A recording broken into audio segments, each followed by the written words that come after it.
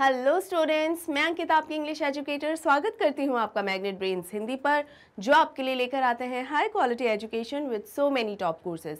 Class 7 से लेकर class 12 तक के लिए ये सभी कोर्सेज जो है वो हैं अवेलेबल एकदम फ्री ऑफ कॉस्ट। तो चाहे अब CBSE बोर्ड हो या फिर UP MP बिहार बोर्ड जो कि स्टेट बोर्ड्स हैं, आपको ये सब मिलने वाला है एकदम फ्री ऑफ कॉस्ट। यानी ये बहुत ही अच्छी अपॉर्चुनिटी है जिसका फ़ायदा आपको ज़रूर से ज़रूर उठाना चाहिए।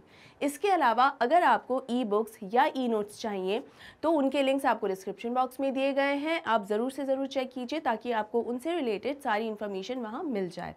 अब इस इम्पॉर्टेंट इन्फॉर्मेशन के बाद हम पढ़ते हैं हमारे आज के टॉपिक की तरफ। आज हम कवर करने वाले हैं आपका चैप्टर काठमांडू के NCERT सॉल्यूशंस पार्ट 2। इस पार्ट में हम कवर करेंगे thinking about the language. Thinking about the text हम पार्ट 1 में ऑलरेडी कवर कर चुके हैं और अब हम पार्ट 2 यानी थिंकिंग अबाउट द लैंग्वेज का ये पार्ट स्टार्ट करते हैं।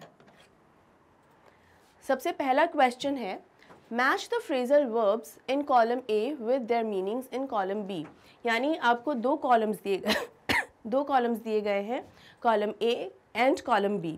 कॉलम A में आपको कुछ वर्ड्स दिए गए हैं और कॉलम B में आपको उन्हीं वर्ड्स के मीनिंग्स दिए गए हैं, लेकिन सीक्वेंस में नहीं। आपको उसका मीनिंग मैच करना है।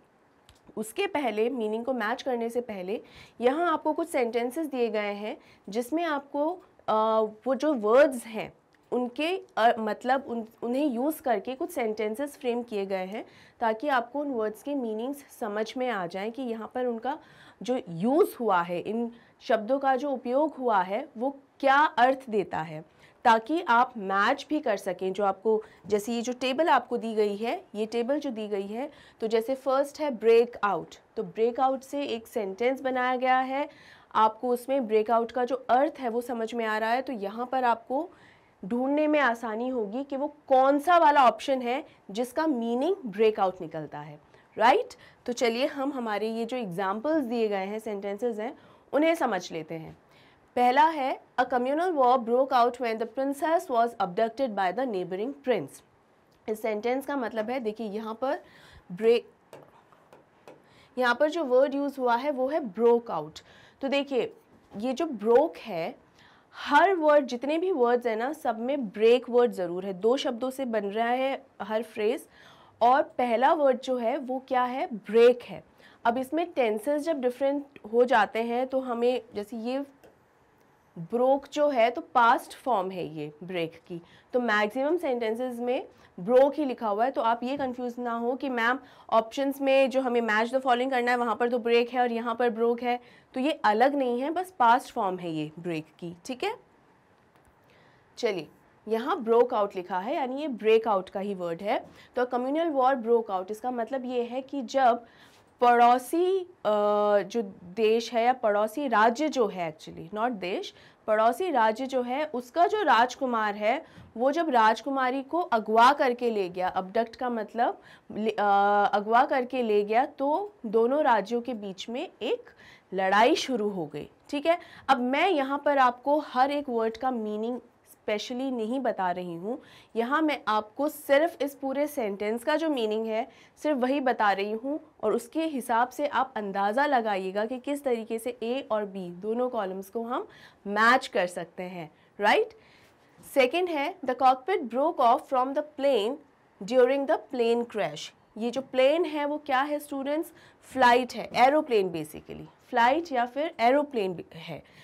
एरोप्लेन में जहाँ पर पायलट या को पायलट बैठते हैं, जिन्हें कैप्टन भी कहा जाता है, उस एरिया को क्या बोलते हैं, कॉकपिट बोलते हैं। जब प्लेन या एरोप्लेन जब क्रैश हुआ तो उस क्रैश के कारण वो जो कॉकपिट है वो प्लेन से टूटकर अलग हो गया, यानी किसी ने उसे जानबूझ के या पर्पसली अलग नहीं किया, किसी वजह से वो अपने आप से टूट गया, अलग हो गया, क्योंकि प्लेन क्रैश हुआ था। तो एक एक्सटर्नल फोर्स की वजह से, ना कि जानबूझकर या स्व इच्छा से, ऐसा किसी ने कुछ नहीं किया, ठीक है। यहाँ पर है ब्रोक ऑफ। ये सारी चीज़ें जो मैं आपको बता रही हूँ ध्यान से सुने, आपको सबके मीनिंग्स अपने आप फिर समझ में आएंगे। थर्ड है, the car broke down on the way and we were left stranded in the jungle. इसका ये मतलब है कि कुछ लोग हैं जो शायद घूमने फिरने निकले हों, तो जब जंगल का एरिया आया था उसी एरिया में जो कार है, जिस व्हीकल में ये लोग घूमने गए थे, जो कार है वो कार ख़राब हो गई। हो सकता है इंजन में कोई गड़बड़ी आ गई होगी, पेट्रोल ख़त्म हो गया होगा, कोई भी रीज़न हो सकता है, या टायर पंक्चर हो गया होगा। We don't know the exact reason, हमें सिर्फ ये पता है कि उस कार में कोई किसी किस्म की कोई समस्या आ गई थी, इसलिए वो कार अब आगे नहीं चल सकती जब तक उसे ठीक ना किया गया हो। ठीक है, तो ये है थर्ड का मीनिंग। फोर्थ, द डकॉइट या डकैत। The dacoit broke away from the police as they took him to court. Broke away. और डकॉइट्स क्या होता है स्टूडेंट्स? डकैत या डाकू। ठीक है, तो जब कोर्ट में कुछ डकैतों को लेकर जा रहा था तो वो एकदम पुलिस से अपने आप को छुड़ाकर भागने लगे। ब्रोक अवे, छुड़ाकर भाग गए। राइट। नेक्स्ट है the brothers broke up after the death of the father, यानी पिता के गुजर जाने के बाद जो भाई हैं वो अलग हो गए, यानी एक रिश्ता ख़त्म हो गया। भाई भाई भाई जब हैं अलग हो गए, पिता थे तब तक साथ में थे, खुश भी थे या जैसे भी थे, लेकिन उनका रिश्ता तो था। लेकिन जैसे ही पिता गुजर गए तो जो भाई हैं उन्होंने भी आपस में जो है रिश्ते ख़त्म कर दिए। ठीक है। The thief broke into our house when we were away, यानी जब हम घर में नहीं थे, हम घर से दूर थे या घर के बाहर गए हुए थे, तब कुछ चोर, थीफ क्या होता है? थीफ यानी चोर। कुछ ब्रोक इनटू, कहाँ पे? घर में, तो ब्रोक इनटू यानी घर में घुस आए। तो यहाँ पर घुस आए का ये मतलब नहीं है कि वेलकम किया गया है कि आइए आइए, चोरों का वेलकम नहीं किया गया यहाँ पर, और चोरों का वेलकम किया भी नहीं जाता है। चोर क्या करते हैं? एक तरीके से घुसपैठ करते हैं, यानी जबरन कहीं पे घुसते हैं। ठीक है, तो यहाँ पर भी जबरन जब वो घुसे, तो ये जो मैं वर्ड्स यूज़ कर रही हूँ ना, जैसे यहाँ जबरन यूज़ कर रही हूँ कि ज़बरदस्ती, बेसिकली जबरन का मतलब होता है ज़बरदस्ती, या जो ताला लगा हुआ है ताला तोड़ के, इस तरीके से जब घर में घुसते हैं चोर, ब्रोक इनटू कहलाता है। ठीक है, अब हम बढ़ते हैं इनके इस कॉलम्स की तरफ। कॉलम ए, कॉलम बी, ये सारे वर्ड्स दिए गए हैं और ये ऑप्शंस हैं। आपको देखना है कि किस वर्ड का क्या मीनिंग, अब एग्जैक्ट मीनिंग जो है वो निकल कर आता है। ठीक है, पहला ऑप्शन है ब्रेकआउट। पहला वर्ड, सॉरी पहला फ्रेज कहना चाहिए, वर्ड भी नहीं है बेसिकली, पहला फ्रेज है ब्रेकआउट। अगर सिर्फ ब्रेक होता या सिर्फ आउट होता तभी हम उसे वर्ड कहते। इस बात पर मैं इतना इसलिए एम्फसाइज़ कर रही हूँ स्टूडेंट्स, क्योंकि मुझसे कुछ स्टूडेंट्स ने पूछा कि मैम फ्रेज़ और वर्ड्स इनमें डिफरेंसेस क्या हैं। तो मैं ये बता रही हूँ कि ये तो वर्ड्स हैं जो दो हैं, एक वर्ड है ब्रेक, एक वर्ड है आउट। तो कितने वर्ड्स हो गए स्टूडेंट्स? 2। और ये दोनों मिलकर क्या हुए? ब्रेकआउट। दोनों मिलकर क्या हुए? फ्रेज कहा जाएगा इसको। फ्रेज जो होता है, पूरा सेंटेंस जो होता है उसे भी फ्रेज कह सकते हैं, और सेंटेंस का कुछ हिस्सा उसे भी हम फ्रेज कह सकते हैं। जैसे ब्रेकआउट अपने आप में पूरा मीनिंग नहीं देता है, ब्रेकआउट एक सेंटेंस का हिस्सा है, जैसे हमने पिछले कुछ सेंटेंसेस में देखा, तो उसे क्या कहा जाएगा? फ्रेज। आई होप आपको ये अच्छे से समझ में आ गया होगा। अब देखिए यहाँ सारे ऑप्शंस दिए गए हैं, क्या मीनिंग हो सकता है? To come apart due to force, यानी फोर्स या प्रेशर से जब किसी वजह से टूट जाना, अलग हो जाना, तो to come apart due to force क्या होता है? प्लेन क्रैश, उसमें क्या था? ब्रोक ऑफ या ब्रेक ऑफ, यहाँ पर ब्रेक ऑफ होगा। तो क्या ब्रेक ऑफ है? वी डोंट नो, हम जब ऑप्शंस देखेंगे तभी पता चलेगा। एंड अ रिलेशनशिप, रिलेशनशिप को ख़त्म करना, तो यहाँ कहाँ रिलेशनशिप ख़त्म हो रही है? 5th में, तो क्या है? ब्रोक अप, यहाँ पर ब्रेकअप लिखा होगा कहीं, break up, 5th option break up. Break and enter illegally unlawful trespassing, इसका क्या मतलब है? ब्रेक एंड एंटर इलीगली मतलब गैर कानूनी तरीके से कहीं पर एंट्री ले लेना, गैर कानूनी तरीके से कहीं पर घुस जाना, या अनलॉफुल ट्रेसपासिंग। अनलॉफुल का मतलब भी गैर कानूनी तरीका ही होता है, और ट्रेसपास का मतलब क्या होता है? अगर शाब्दिक अर्थ में समझाऊं तो ट्रेसपास का मतलब होता है अतिचार। ट्रेसपास का मतलब होता है अतिचार, और इसे अतिक्रमण करना भी कह सकते हैं। अब यहाँ अतिक्रमण करना प्रॉपर्टी से रिलेटेड नहीं होता। ऐसा होता है ना कि हम हमारा जो प्रॉपर्टी एरिया है उसको ज़बरदस्ती बढ़ा लेते हैं गैर कानूनी तरीके से। यहाँ ट्रेसपासिंग का बेसिकली मतलब है कि गैर कानूनी तरीके से, मान लीजिए आपने किसी दूसरी सेना पर हमला कर दिया है या आपने किसी जगह पर अपना कब्जा कर लिया है, ठीक है, वो बेसिकली पूरा इसका मतलब होता है। तो अतिचार करना या अतिक्रमण करना, ठीक है। प्रॉपर्टी से रिलेटेड एज सच नहीं है, उसको उस तरीके से ना देखें। यहाँ पर ये कि बस सामने वाले की किसी जगह पे मतलब इस तरीके से अपना अधिकार कर लेना, ठीक है। यहाँ पर जो ऑप्शंस हैं उसके अंदर कहाँ पर ये इस तरीके से आ रहा है, ठीक है, कहाँ पर इस तरीके से हुआ कि ज़बरदस्ती घुस आए थे। तो ये जो घुसपैठ हुई थी इलीगल तरीके से, क्या यहाँ हुई थी? चोर घुस रहे थे, हाँ घुस तो रहे थे। तो 6th ऑप्शन है यहाँ break into. Now let's see कि क्या ब्रेक इनटू ही है। इसके अलावा of start suddenly, usually a fight, a war और अ डिजीज़, यानी अचानक से किसी चीज़ का शुरू हो जाना, चाहे वो एक लड़ाई झगड़ा युद्ध या फिर कोई बीमारी ही क्यों ना हो, तो इस तरीके से कुछ शुरू हो जाना। तो क्या शुरू हुआ था? वॉर शुरू हो गई थी क्या? क्योंकि जो पड़ोसी राज्य का जो राजकुमार है वो हमारे राज्य की राजकुमारी को अगवा करके ले गया, तो इसकी वजह से क्या हो गया था? एक कम्युनल वॉर शुरू हो गई थी, ठीक है, और अचानक से शुरू हो गई थी, वरना ऐसा कुछ था नहीं, ठीक है। तो यहाँ पर क्या हो सकता है? डी का ब्रेकआउट हो सकता है क्या? ऑप्शंस देखेंगे तो हमें फाइनली समझ में और अच्छे से आ जाएगा। To escape from someone's grip, grip का मतलब होता है पकड़। जैसे अगर हाथ को इस तरह से पकड़ा हुआ है किसी ने तो इसका मतलब ग्रिप, उसकी पकड़ या जकड़, जकड़ भी कह सकते हैं कि उसकी जकड़ से भाग निकला। तो हमने जो सेंटेंसेस अभी पढ़े उसके अंदर किसकी जकड़ से कौन भाग निकला था? क्या ऐसा कुछ हुआ था कि डकैत जो है वो पुलिस की पकड़ से भाग निकले? तो कौन सा ऑप्शन था? Broke away. तो यहाँ ब्रेक अवे होगा, ब्रेक अवे फ्रॉम समवन, किसी से एकदम उसकी जकड़ से अपनी जकड़ अपनी पकड़ को छुड़वा के भाग उठना, ठीक है। तो टू एस्केप, एस्केप का मतलब भाग जाना या गायब हो जाना या मतलब उस जगह से एकदम चले जाना। Then stop working, stop working का मतलब क्या हुआ? काम करना बंद कर देना। अब देखिए ये भी लास्ट ऑप्शन है और यहाँ पर भी क्या ही एक ही ऑप्शन बचा हुआ है, ब्रेक डाउन, एक ही बचा हुआ है ना। तो यहाँ पर ब्रेक डाउन का क्या मतलब है? कहाँ पर आया था? Broke down, broke down. तो ब्रोक डाउन का मतलब क्या है कि गाड़ी क्या हो गई थी? काम करना बंदी हो गई थी ना, स्टॉप वर्किंग। तो यहाँ पर गाड़ी का काम करना बंद हो गया था, यहाँ पर भी यही है, ठीक है। अब देखते हैं कि हमने जो ऑप्शंस यहाँ समझे हैं मीनिंग्स, क्या वो सही है?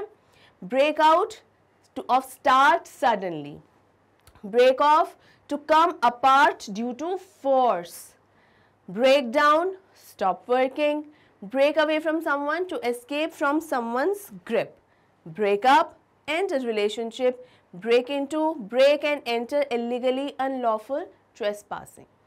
आ गया मीनिंग समझ में? ये सारे वर्ड्स जो है ना स्टूडेंट्स, ऑल्दो बहुत थोड़े थोड़े डिफरेंस इसमें हैं। जैसे सब में देखिए फर्स्ट वर्ड तो सब में ब्रेक ही है, इसके बाद जब ब्रेक आउट, ब्रेक ऑफ, इनके क्या क्या मीनिंग निकल कर आते हैं, ये आपको आपके एग्ज़ाम से बहुत हेल्प करता है आपके आंसर्स लिखने में, और आपकी वैसे भी इंग्लिश जो है काफ़ी इम्प्रूव करता है। तो होपफुली आपको ये अच्छे से क्लियर है, समझ में आ गया है, और नहीं भी आया तो और अच्छे से देख लीजिए।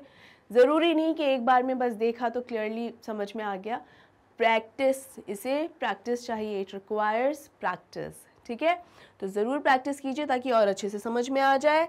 नेक्स्ट है match the phrasal verbs in column A with their meanings in column B. Use the suffixes ION और TION to form nouns from the following verbs. Make the necessary changes in the spellings of the words. अब यहाँ पर हमको क्या करना है students? इस question में आपको कुछ वर्ड्स दिए गए हैं, ठीक है, कुछ वर्ड्स दिए गए हैं और उनमें आपको क्या ऐड करना है? सफिक्सेस। सफिक्सेस होते क्या हैं? देखिए दो चीज़ें होती हैं, एक होता है सफिक्स, एक होता है प्रीफिक्स। ये होते क्या हैं बता दें। अगर मैं यहाँ पर एक शब्द लिखूँ डाउट, क्या लिखा? डाउट लिखा। अब इस डाउट के पहले, डाउट का मतलब क्या होता है, शंका, ठीक है। अब इसके पहले अगर मैं शब्द लगाऊं UN और इसके बाद में शब्द लगाऊं LY, तो अनडाउटेडली ED भी आएगा ऑफ कोर्स, ऐसा नहीं है कि डाउटली या ऐसा कुछ है, अनडाउटेडली होता है EDLY, ठीक है, EDLY ये लगाऊं तो क्या होगा, ये जो अन हमने पहले लगाया ना अनडाउटेडली, तो ये जो अन है ये क्या बन जाएगा, ये है प्रीफिक्स, ये क्या बन गया, प्रीफिक्स, मतलब प्री और फिक्स, दो शब्दों से ये शब्द बनता है।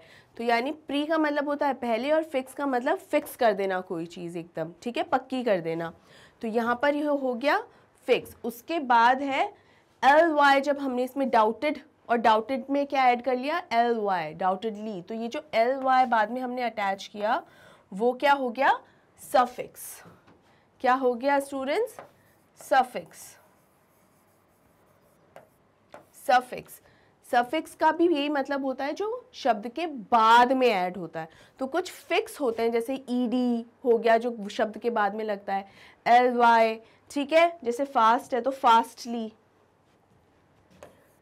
मान लीजिए अगर कोई शब्द हमने यूज़ किया है वो है फास्ट, और अगर मैं लिखूं फास्टली तो हमने इसमें LY एक्स्ट्रा ऐड किया ना, तो ये क्या हो गया, ये हो गया हमारा सफिक्स। उसी तरीके से ION, TION, तो ये भी सफिक्सेस ही हैं। अब इसके पीछे पहले देखिए ION के पहले एक सफिक्स, एक हाइफन लगा हुआ है। ये हाइफन का क्या मतलब होता है, ये हाइफन का मतलब ये होता है कि ये जो सफिक्सेस हैं या ये जो शब्द हैं अपने आप में कंप्लीट नहीं है, ये क्या है, अटैचमेंट है, ये क्या है, अटैचमेंट है। और इन शब्दों को ये जो अटैचमेंट वाले जो शब्द हैं इन्हें इनके साथ अटैच किया जाता है। किसके साथ क्या अटैच होता है आप देखिए, क्रिमेट तो क्रिमेशन, TION, ठीक है, एक्ट है एक्शन, एग्जॉस्ट एग्जॉशन। तो ये बहुत इजी है। Make the necessary changes in the spellings of the words, यानी जब ये ऐड होते हैं तो कई बार स्पेलिंग्स में चेंजेस भी होते हैं। किस तरह से देखिए, जैसे क्रिमेट है तो क्रिमेशन जब आया तो जो E है वो हट गया, ऑलराइट। तो क्रिमेट है CREMAT, ION हमने इसमें ऐड किया है। देन एक्ट है तो ACTION, फिर से ION ही हमने ऐड किया है। एग्जॉस्ट है एग्जॉशन, एग्जॉस्टन, इन्वेंशन, टेम्पटेशन, ठीक है, टेम्पटेशन, तो यहाँ पर ये हमने ऐड किया है। तो इस तरीके से हमें स्पेलिंग्स भी कई बार चेंज करनी होती हैं। ये भी कुछ वर्ड्स तो हैं जो ऑलरेडी आपकी ज़ुबान पर चढ़े होंगे, आपको ऑलरेडी मालूम होंगे, और कुछ वर्ड्स होते हैं जो आपको विथ प्रैक्टिस आते हैं। जैसे इमिग्रेट है तो इमिग्रेशन, डायरेक्ट है डायरेक्शन। हम ये क्यों लगा रहे हैं, शन शन शन क्यों लगा रहे हैं, क्योंकि हमें हमारे ऑप्शन में ये दिया गया है कि हमें यही वर्ड्स यूज़ करने हैं। अटैचमेंट्स एक्चुअली सफिक्सेस, या अटैचमेंट्स बेसिकली क्या है, सफिक्सेस। अगर प्रीफिक्स आ जाए तो इसका मतलब है कि वर्ड के बाद नहीं, सफिक्स ही हमेशा बाद में आता है। अगर मान लीजिए प्रीफिक्स आ गया तो प्री का क्या मतलब होता है, पहले, तो वो हमें शब्द के पहले। तो पी से क्या होता है, पहले, तो पी से पहले, और एस सेकंड, मान लीजिए कि सेकंड या नेक्स्ट, जैसे सेकंड तो क्या लास्ट में आता है, तो इसलिए पी, ठीक है, क्लियर है यहाँ तक। Direct direction, meditate meditation, imagine imagination, dislocate dislocation, associate association, dedicate dedication, ठीक है। अब ये सारे वर्ड्स हैं, आपकी एक्सरसाइज भी हो रही है। अब यहाँ पर ये ध्यान दीजिए कि ये सारे वर्ड्स जो हैं हमें आगे की जो क्वेश्चन है उसमें इस्तेमाल होने वाले हैं। कैसे, now fill in the blanks with suitable words from the ones that you have formed, right. अब यहाँ पर देखिए मास लिटरेसी, मतलब जो वर्ड्स अभी हमने इसमें इस्तेमाल किए हैं, ये सारे जो वर्ड्स हैं इन्हीं में से कुछ वर्ड्स हैं जो इन ब्लैंक्स को फिल करने में हमें हेल्प करने वाले हैं। तो क्या है, mass literacy was possible only after the dash of the printing machine. मतलब मास लिटरेसी का मतलब ये होता है पब्लिक या ज़्यादा लोगों को, बहुत ज़्यादा लोगों को पढ़ाने के लिए। लिटरेसी क्या होती है? साक्षरता। तो उन्हें पढ़ाने लिखाने के लिए वो तभी संभव हुई जब प्रिंटिंग मशीन का क्या हुआ? इन्वेंशन है क्या? इन्वेंशन। जब प्रिंटिंग मशीन का इन्वेंशन हुआ तभी साक्षरता संभव हुई, और साक्षरता मतलब मास साक्षरता, यानी बहुत अत्यधिक लोगों को। ठीक है। Then Ramesh is unable to tackle the situation as he lacks action। मतलब ये कि जो रमेश है वो इसलिए किसी सिचुएशन को हैंडल नहीं कर पाता क्योंकि वो कोई फैसला नहीं ले पाता, कोई एक्शन नहीं ले पाता। अब एक्शन का यहाँ क्या मतलब हुआ कि बस बैठा रहता है, सोचता रहेगा। अरे आप कुछ काम करोगे, कुछ करोगे उस चीज़ पर, तभी तो कोई फैसला हो पाएगा, तभी तो सिचुएशन हैंडल होगी। I could not resist the dash to open the letter. मतलब मैं लेटर को खोलने के लिए इतना बेताब हुआ कि मैं कंट्रोल। रेजिस्ट का मतलब क्या होता है? मैंने कई बार स्टूडेंट्स इसका मीनिंग बताया। रेजिस्ट का मतलब होता है एक तरीके से कंट्रोल होना। तो यहाँ पर आई कुड नॉट रेसिस्ट, मेरे से वो कंट्रोल ही नहीं हुआ कि मैं लेटर ओपन कर लूँ। तो यहाँ शब्द आएगा टेम्पटेशन। टेम्पटेशन का मतलब यही होता है कि उसको एक जो बहुत ज़्यादा एक इच्छा होती है ना, एक ललक जो होती है कि मैं बस वो लेटर जो खोल लूँ और पढ़ लूँ कि उसमें लिखा क्या है। Hard work and dash are the main keys to success. मतलब आप डेडिकेटेड रहते हो, मेहनत करते हो, तो डेडिकेशन आया। डेडिकेटेड मतलब जुझारू रहते हो, किसी चीज़ के प्रति समर्पित रहते हो, तभी आपको अपने हार्डवर्क की ये एक सफलता तभी मिलती है। दोनों ही कीज़ हैं, यानी दोनों ही बहुत ज़रूरी चीज़ें हैं जिनसे आपको सफलता मिलती है। The children were almost fainting. Faint का मतलब होता है बेहोश होना। The children were almost fainting with dash after being made to stand in the sun. मतलब धूप में एकदम खड़ा कर दिया तो स्टूडेंट्स क्या होने लगे? एकदम बेहोश होने लगे, उन्हें चक्कर से आने लगे। तो क्या वो एग्जॉस्ट हो गए थे? येस, ड्यू टू एग्जॉशन, एकदम एग्जॉस्ट हो गए। उनका जो स्टेमिना है वो एकदम ख़त्म हो गया था। धूप में खड़े रहकर हम कितनी देर तक धूप में खड़े रह सकते हैं? नहीं है ना संभव। अब यहाँ पर आ रहा है पंक्चुएशन। पंक्चुएशन क्या होते हैं स्टूडेंट्स? ये भी मैंने आपको कई बार अच्छे से समझाया है। पंक्चुएशन का मतलब होता है अलग अलग जो मार्क्स होते हैं। क्या होते हैं? पंक्चुएशन होते हैं मार्क्स। अब ये मार्क्स जो है वो नंबर वाले मार्क्स नहीं है। मार्क्स जो है वो सिंबल वाले मार्क्स हैं। क्या है? SYMBOL, सिंबल वाले मार्क्स। अब ये सिंबल यहाँ क्या है? बेसिकली यहाँ पर जैसे सबसे कॉमनली आप जानते होंगे फुल स्टॉप। जब कोई सेंटेंस ख़त्म हो जाए तो हम सेंटेंस के बाद क्या लगाते हैं? Full stop. हिंदी में कोई वाक्य ख़त्म होता है तो हम उसके बाद क्या लगाते हैं? पूर्ण विराम। पूर्ण विराम का मतलब क्या होता है? पूर्ण मतलब पूरा, और विराम मतलब रुकना। ठीक है, तो पूरी तरीके से रुक जाना, पूर्ण विराम का मतलब यही होता है। तो जब भी कोई सेंटेंस खत्म हो गया, यानी ये वाक्य जो है वो पूरी तरीके से खत्म हो गया, तो पूर्ण विराम आ गया। उसी तरीके से इसी को इंग्लिश में बोलेंगे तो क्या है? Full stop. फुल मतलब पूरी तरीके से, और स्टॉप मतलब रुकना, है ना। तो फुल स्टॉप तो ये डॉट की तरह है कि हाँ बस रुक गए। तो ये मीनिंग्स हैं इनके। हर एक पंक्चुएशन मार्क का एक सिंबल है, उसका एक अर्थ है।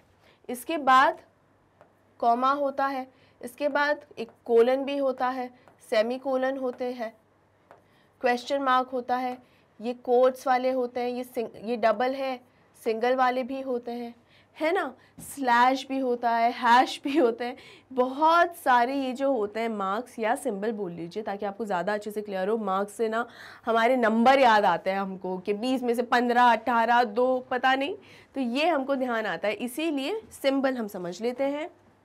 आगे या इसके अलावा लेटर्स जो होते हैं, बस इतना ही नहीं और भी बहुत, जैसे लेटर्स होते हैं कि कहाँ कैपिटल लेटर आना चाहिए, कहाँ स्मॉल लेटर आना चाहिए, वो सब भी जो होता है वो भी पंक्चुएशंस में ही आता है। ठीक है, अब यहाँ पर आपको क्या करना है? आपको एक पैराग्राफ दिया गया है और इस पैराग्राफ में आपको करेक्ट पंक्चुएशन देखना है। कहाँ पे कोई लेटर है जो कैपिटल आएगा, कहाँ पर ऐसा होगा कि जहाँ कॉमा आएगा, कहाँ आपको समझ में आ रहा है जब आप सेंटेंस पढ़ रहे हो तो आपको कहाँ समझ में आ रहा है कि हाँ यहाँ पर ये बात पूरी हो गई है और इसके बाद नई बात शुरू हो रही है, तो यानी बीच में क्या होगा? फुल स्टॉप आएगा। ठीक है, ये पैराग्राफ है जो आपको दिया गया है। और यहाँ पर देखिए सबसे पहला An arrogant lion was wandering through the jungle. One day he asked the tiger, who is stronger than you, O lion. तो मतलब ये बोले जा रहे हैं। हमारी जो रीडिंग होती है ना, हमारे जो सिंबल्स ये हैं उसके अनुसार हमको उनको पढ़ना होता है। ऐसा नहीं कि उनको बिना पढ़े ही काम हो जाएगा। पढ़ने का मतलब, और ये भी नहीं है कि कहीं ये आ गया तो उसको हम फुल स्टॉप कह के पढ़ेंगे, वो नहीं। इसका मतलब ये होता है कि यानी हमें यहाँ रुकना है, ठीक है। फुल स्टॉप है तो थोड़ा पॉज लंबा होगा, कॉमा है तो वही पॉज थोड़ा सा कम होगा, थोड़ा छोटा होगा वो पॉज। उस तरीके से हमको समझना होता है। एक तो ये बात हुई। दूसरी बात ये हुई कि जैसे क्वेश्चन मार्क है तो हम रीड जब कर रहे हैं तो हमको पता है कि ये एक प्रश्न है, तो प्रश्न में उस तरीके से एक एक्सप्रेशन होना चाहिए सेंटेंस में। जैसे अगर मैं पढ़ूँ मैं वहाँ जा सकती हूँ, तो वहाँ पर मैं वहाँ जा सकती हूँ ऐसा लग रहा है कि मैं एक अथॉरिटी के साथ एक बात कह रही हूँ कि मैं बिल्कुल वहाँ जा सकती हूँ, मुझे कोई रोक नहीं सकता। लेकिन उसी को मैं अगर इस तरीके से बोलूँ मैं वहाँ जा सकती हूँ, यानी पूछ रही हूँ। अब जब हम बोल रहे हैं तो मेरी टोन से शायद आपको समझ में आ जाएगा कि मैं आपसे कोई बात कह रही हूँ या पूछ रही हूँ। लेकिन जब हम अगर पढ़ रहे हैं, यानी हम कुछ लिखित में देख रहे हैं, तो कैसे समझ में आएगा? नहीं आ सकता कि पूछा जा रहा है या बताया जा रहा है। वो हमें सिर्फ पंक्चुएशन मार्क्स से ही पता चलता है। देखिए एक एक्सक्लेमेशन मार्क भी होता है ना, जिसके बारे में हमने बहुत पढ़ा है। तो क्वेश्चन मार्क अगर लिखा होगा तो समझ में आ जाएगा, अच्छा ये बात तो पूछी जा रही है, अच्छा ये बात तो बहुत ज़्यादा खुशी और अचंभित तौर पे कही जा रही है, अच्छा ये बात तो सिंपल वे में बताई जा रही है ना। ये पंक्चुएशन मार्क्स इसी चीज़ की ओर संकेत करते हैं। लेटर्स से ये समझ में आ जाता है कि कौन, नाउन्स समझ में आ जाते हैं कि क्या किसी का नाम इस्तेमाल हो रहा है, किसी जगह का नाम इस्तेमाल हो रहा है, ठीक है। ये सब समझ में आता है और ये सही तरीका होता है किसी भी बात को लिखने का, ठीक है। क्योंकि बोल रहे हैं तब तो उसके अंदर तो नहीं समझ में आ रहा है ना कि कौन सा शब्द कैपिटल है, कौन सा स्मॉल है, कौन सा बोल्ड में है ना। तो ये तरीके होते हैं। अब ये पूरा पैराग्राफ आपके पास है। अब ये देखिए, एन एरोगेंट लायन, सबसे किसी भी सेंटेंस का जो पहला शब्द होता है उस शब्द का पहला लेटर हमेशा कैपिटल में ही होगा। ये वाले जो रूल्स हैं कुछ हद तक पोएट्रीज पर लागू नहीं होते, इनफैक्ट काफ़ी हद तक लागू नहीं होते। तो पोएट्री में कभी आ जाए वहाँ अलग हो सकता है वहाँ फुल स्टॉप ना लगा हो, कुछ जगह हो सकता है जहाँ आपको लग रहा हो कि यहाँ पर तो कैपिटल में लेटर आना चाहिए था, वहाँ नहीं है। पोएट्रीज़ में इस तरीके के जो लिबर्टी है वो चलती है। यहाँ पर जो आप समझ रहे हैं कभी भी उसको किसी भी पोएट्री पर अप्लाई करने की ज़रूरत नहीं है स्टूडेंट्स, अदरवाइज़ मुश्किल होता है। इसके अलावा जो भी टेक्स्ट है, पोएट्रीज़ या पोम्स के अलावा जो भी टेक्स्ट है वो आप अच्छे से समझ सकते हैं इसके थ्रू। ऑलराइट, अब यहाँ पर जो सेंटेंस है सबसे पहले देखिए ये एन से स्टार्ट हो रहा है तो ए क्या होगा? कैपिटल हो जाएगा। An arrogant lion was wandering through the jungle, यानी ये एक सेंटेंस यहाँ कंप्लीट हो रहा है। कैसे समझ में आ रहा है? आप जब दूसरा सेंटेंस पढ़ेंगे, देखिए जब हम ये पूरा रीड कर रहे हैं तो यहाँ पर हमें समझ में आ रहा है कि एक सेंटेंस, एक बात होते होते अचानक से वो बात का एक अगला हिस्सा या उससे अलग हटके एक बात शुरू हुई है कि was wandering through the jungle. One day he asked the tiger, मतलब पहले जो है लायन घूम रहा था, इधर उधर भटक रहा था जंगल में, और एक दिन उसने टाइगर से पूछा। तो ये बात यहाँ चेंज हो रही है तो हमें समझ में आ रहा है कि जो पहली बात है वो ख़त्म हो चुकी है, दूसरी शुरू हो गई, तो वहाँ क्या लगाएंगे? Full stop. One day comma pause आएगा। वन डे ही आज द टाइगर, ऐसा कभी नहीं होता। एक दिन उसने शेर से पूछा। क्या पूछा? अब क्या पूछा है वो कोट्स में आएगा। क्यों? क्योंकि यहाँ पर जो है लायन का डायलॉग है, यानी लाइन के जो शब्द हैं वो एज इट इज़ हम यूज़ कर रहे हैं तो विद इन कोट्स आएंगे, ठीक है, विद इन कोट्स आएंगे। तो ये कोट्स आ गए और उसके पहले हमेशा कॉमा लगता है। तो ये इस कॉमा का मतलब क्या है? एक तरीके से मतलब है कि एक दिन उसने टाइगर से पूछा कि who is stronger than you, यानी तुमसे ज़्यादा ताकतवर कौन है। अब चूंकि एक क्वेश्चन है तो क्वेश्चन मार्क के बिना तो काम नहीं चलेगा ना। क्वेश्चन मार्क ज़रूर से ज़रूर लगाना पड़ेगा। क्वेश्चन मार्क लगाया, कोट ख़त्म किया और उसके बाद फुल स्टॉप लगाया। फुल स्टॉप क्यों लगाया?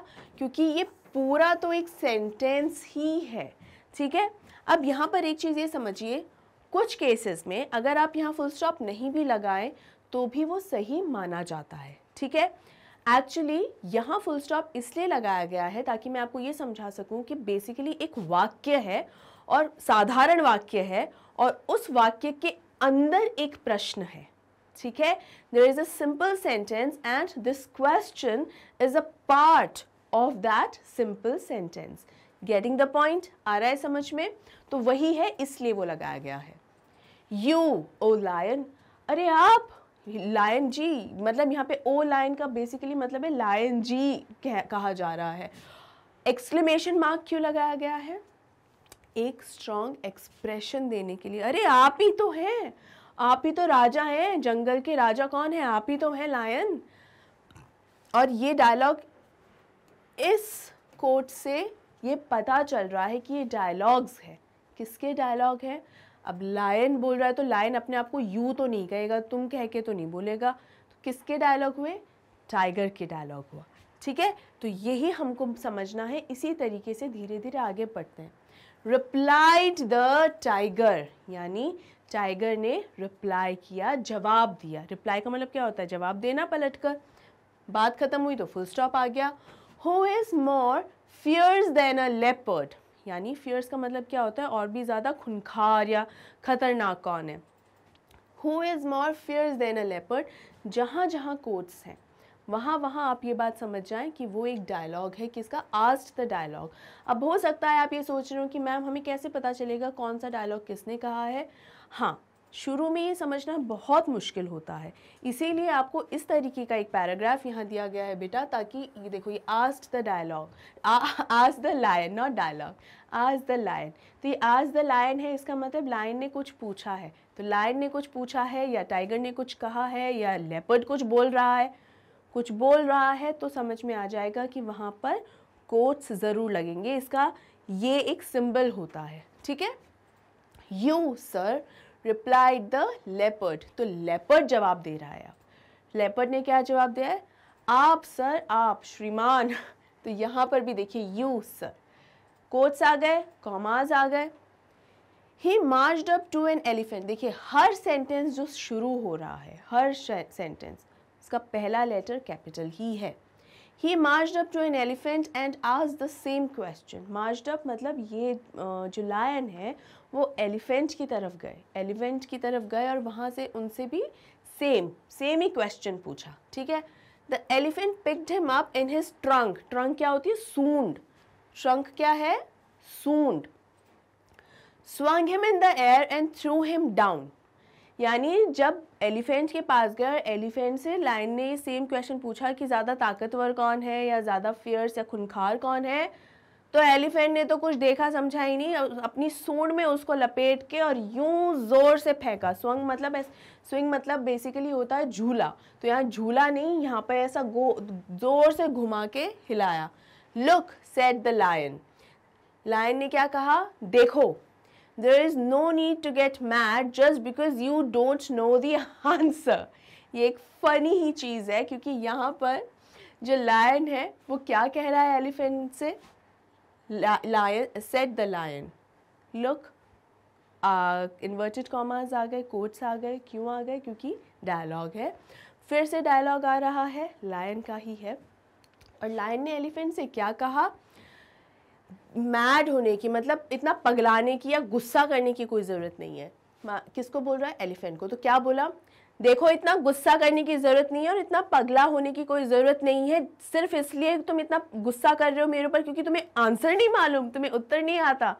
तो यहाँ पर ये काफ़ी मज़ेदार बात है कि जो लायन है वो एलिफेंट को ये नहीं समझ पा रहा कि एलिफेंट लायन से कितना ज़्यादा स्ट्रॉन्ग है कि उसने सिर्फ अपनी सूंड में उसको लपेट कर और एकदम घुमा डाला। यहाँ पर इनफैक्ट उसका दिमाग किस तरीके से काम कर रहा है लायन का, कि ये इसलिए गुस्सा हो रहा है क्योंकि उसको आंसर नहीं आता है। तो यहाँ पर ये जानवरों की अच्छी अटखेलियाँ चल रही हैं। होपफुली इन अटखेलियों को समझते समझते आपको ये समझ में आ गया है कि पंक्चुएशन मार्क्स का जो इस्तेमाल होता है किस तरीके से यहाँ हो रहा है। आगे बढ़ते हैं और अगला क्वेश्चन है fill in the blanks with the correct form of the verb in brackets. Tenses बहुत अच्छे से मैंने आपको समझाया है, यूज़ ऑफ वर्ब उसके अंदर बहुत बखूबी समझाया है। अगर आपने वो वीडियोस देखे हैं, लाइव सेशन लिया था स्टूडेंट्स, अगर आपने वो लाइव सेशन अटेंड किए हैं या ना भी अटेंड करके बाद में उन वीडियोस को अगर देखा है तो आपको ये आंसर सॉल्व करने में तो कहीं कोई प्रॉब्लम नहीं आने वाली है। फिर भी यहाँ पर एक एक्सरसाइज अब है जो हम देखते हैं और पता चल जाएगा कि हमारी तैयारी कितनी है। ठीक है, the heart is a pump that dash send the blood circulating through our body. यानी हार्ट क्या होता है, एक वॉल्व होता है, एक पंप होता है, यानी धड़कता रहता है ना। तो कितने हार्ट है हमारे पास, एक ही है ना। वो जब पंप करता है तो दैट सेंड द ब्लड। अब यहाँ पर जो वर्ब है वो क्या दिया गया है, सेंड, मतलब ये शब्द है, वर्ब है, क्रिया क्या है, सेंड यानी भेजना। अब यहाँ सेंड को किस तरीके से हमें इस्तेमाल करके इस ब्लैंक के अंदर भरना है। सेंड का सेंड ही आ जाएगा, सेंट आएगा, सेंडिंग आएगा, क्या आएगा, वेल सेंड्स आएगा। क्या आएगा, सेंड्स, क्योंकि एक ही चीज़ है जो एक ही चीज़ भेज रही है, क्या, ब्लड भेज रही है, और कौन, हार्ट, एक हार्ट भेज रहा है। The heart is a pump that sends the blood circulating through our body. The pumping action भी एक ही एक्शन है, रिपीटेडली हो रहा है और एक सेम एक्शन है। ठीक है, the pumping action take place क्या है, वर्ब है जिसको इस्तेमाल करना है। दोनों में किस तरीके से उपयोग होगा, टेक्स प्लेस। अब अगर आप सोचें कि ब्रैकेट में जो शब्द दिए होते हैं वो वर्ब होते हैं बेसिकली, अगर आपको ये लग रहा है कि हमें हर बार ही उसमें कुछ घटाना बढ़ाना होता है तो ऐसा कुछ नहीं है। हम उसको एज इट इज़ भी यूज़ कर सकते हैं। अगर हमें लग रहा है कि नहीं ये तो एज इट इज़ ही यूज़ होगा, ज़रूरी नहीं है हर बार उसमें एस या ई एस या कुछ और ऐड ही करेंगे, ऐसा बिल्कुल भी नहीं है। तो यहाँ पर प्लेस के अंदर तो कुछ ऐड होगा ही नहीं, टेक्स प्लेस। ठीक है, when the left ventricle of the heart dash contract, left ventricle, सिर्फ एक की ही बात हो रही है, एक वेंट्रिकल, वो लेफ्ट वेंट्रिकल जो है कॉन्ट्रैक्ट या सिकुड़ती है, तो एक है तो क्या हो जाएगा, contracts. This dash force the blood out into the arteries. अब ये दिस है, दीज नहीं है, दिस है मतलब सिंगुलर है, तो दिस फोर्सेस। यहाँ पर अगर दीज होता तो दीज फोर्स हो जाता, फिर फोर्स होता, फिर एस नहीं आता।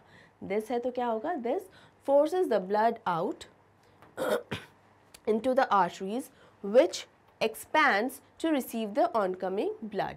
तो यहाँ पर this forces the blood out into the arteries which expands to receive the oncoming blood. The African lungfish can live without water for up to 4 years. During a drought, it digs a pit and encloses itself in a capsule of slime and earth, leaving a tiny opening for air. अब यहाँ पर आपको paragraph का meaning समझने की ज़रूरत कभी नहीं होती, आपको हमेशा ये समझने की ज़रूरत है जो वर्ब है वो प्लूरल वे में आएगा या सिंगुलर में, और यहाँ पर ये आएगा सिंगुलर में, क्योंकि इट है, इट सिंगुलर के साथ ही यूज़ होता है, दे हमेशा प्लूरल के साथ होता है, तो सिंगुलर है तो डिग के साथ एस ऐड कर देंगे, और इसी इट के साथ एनक्लोज वाला वर्ड आएगा, और क्योंकि एनक्लोज क्या है, ये सिंगुलर के साथ इस्तेमाल हो रहा है तो एनक्लोज के साथ हम क्या करेंगे, एस ऐड कर देंगे। The capsule dash dry and harden, but when rain dash come, the mud dash dissolve and the lungfish dash swim away. तो सब सिंगुलर में ही है क्या, हाँ। The capsule dries, D-R-I-E-S, and hardens, but when rain comes, rain ऐसे नहीं बहुत सारी बूंदें हैं तो वो काउंटेबल नहीं होता है, वो कलेक्टिवली वो सिंगुलर फॉर्म में ही यूज समझते हैं हम उसको। ठीक है, क्योंकि एक प्रक्रिया होती है पानी के गिरने की, तो प्रक्रिया एक ही है ना। When rain comes, the mud dissolves and the lungfish swims away. Clear है, सिंगुलर है तो वर्ब सिंगुलर ही आएगा। ठीक है, नाउन सिंगुलर है। देन थर्ड है, ये डायलॉग बेस्ड है, ठीक है, कॉन्वर्सेशन बेस्ड। महेश बोल रहा है, we have to organise a class party for our teacher, do anyone play an instrument, क्या किसी को, एनीवन है बेटा, एनीवन के साथ मैंने आपको क्या सिखाया हुआ है, सब्जेक्ट प्लस वर्ब अग्रीमेंट में भी बताया था एनीवन के साथ हमेशा सिंगुलर वे में ही हम यूज़ करते हैं। Does anyone play an instrument. अब विपुल क्या बोल रहा है, Rohit dash the flute, play the flute. Rohit कितने लोग हैं, एक ही है ना, तो place the flute. Mahesh does he also act, does क्यों, क्योंकि ही एक ही जने की बात हो रही है। विपुल नो ही कंपोजेज म्यूजिक, म्यूजिक बनाता है, एक ही जने की बात हो रही है फिर से, ही, ये ही कौन है, ये रोहित है, ठीक है, तो ही एक ही जने की बात हो रही है। कंपोजेज मतलब जो धुनें बनाता है, कंपोज करता है। महेश दैट्स वंडरफुल, ये तो बहुत ही बढ़िया है। तो इसका मतलब ये है स्टूडेंट्स कि जहाँ पर भी नाउन सिंगुलर है तो वर्ब भी सिंगुलर होगा, सब्जेक्ट सिंगुलर है, एक्चुअली सब्जेक्ट सिंगुलर है तो वर्ब भी सिंगुलर होगा, सब्जेक्ट प्लूरल अगर है तो वर्ब भी प्लूरल हो जाएगा, ठीक है। तो ये सब्जेक्ट प्लस वर्ब होता है। ये टेंसेस भी अगर आपने अच्छे से पढ़े हैं वहाँ पर भी समझ में आ जाएगा। सब्जेक्ट प्लस वर्ब अग्रीमेंट अगर पढ़ा है, दोनों ही एक्चुअली जब हम दोनों ही पढ़ते हैं ना, देखिए पूरी ग्रामर क्या होती है, एक दूसरे से जुड़ी हुई होती है, कनेक्टेड होती है। ऐसा नहीं होता कि आपने एक चीज़ पढ़ ली तो आपको सब आ जाएगा, ये नहीं हो सकता है। तो ये जो कनेक्टेड होती है और जिस सीक्वेंस में होती है उस सीक्वेंस में आपको पढ़ना ही पढ़ना होता है ताकि आपको वो अच्छे से और प्रॉपरली समझ में आ जाए। ऑलराइट स्टूडेंट्स, यहाँ पे हमारा जो ये लैंग्वेज पार्ट था एनसीईआरटी का पार्ट 2 वो कंप्लीट होता है। होपफुली आपको सभी क्वेश्चंस, उनके मीनिंग्स, किस तरीके से वो आंसर्स फ्रेम हुए, आपको समझ में आ गए होंगे। फिर भी कहीं पर कोई भी डाउट है तो आप मुझसे कमेंट सेक्शन में कमेंट करके पूछ सकते हैं। I will definitely clear your doubt. Alright, और स्टूडेंट्स इस वीडियो को आपको लाइक तो करना ही है और ज़्यादा से ज़्यादा शेयर भी ज़रूर से ज़रूर करना है। और अगर आपने अभी तक मैग्नेट ब्रेन्स हिंदी को सब्सक्राइब नहीं किया है तो अभी और इसी वक्त इसको सब्सक्राइब करें, क्योंकि ये आपके लिए लेकर आता है high quality education with so many top courses. तो यहाँ देखिए कितने सारे टॉप कोर्सेज हैं और ये सभी जो कोर्सेज हैं क्लास 7 से क्लास 12 तक के लिए अवेलेबल हैं। और अवेलेबल भी किस तरह से हैं, एकदम फ्री ऑफ कॉस्ट, यानी आपको इसके लिए कुछ भी पे नहीं करना है, ना ही कोई हिडन चार्जेस है, ना ही कोई बाद में जाके आपको पता चलेगा कि अरे कोई और चार्जेस या सरप्राइज चार्ज, नहीं, कुछ भी नहीं है, एब्सोल्युटली फ्री ऑफ कॉस्ट है, ठीक है। इसके अलावा अगर ई बुक्स या ई नोट्स आपको चाहिए हैं तो फिर आपको उनके लिए जो है लिंक्स दिए गए हैं डिस्क्रिप्शन बॉक्स में, उन्हें चेक करना होगा। उन्हें चेक करेंगे आपको ई बुक्स और ई नोट्स से रिलेटेड सारी इन्फॉर्मेशन मिल जाएगी। इसके अलावा चैनल से जुड़ी हुई लेटेस्ट अपडेट्स के लिए हमें आप फॉलो करें इंस्टाग्राम, टेलीग्राम, फेसबुक और ट्विटर पे। और आप विजिट कर सकते हैं www.magnetbrains.com को, जहाँ पर भी आपको सारे के सारे जो वीडियोज़ हैं हमारे वो ईजीली मिल जाएंगे। तो स्टूडेंट्स अपनी तैयारी मेरे साथ एकदम पक्की रखिए, अपना ध्यान रखिए। Take care, see you soon and thank you so much.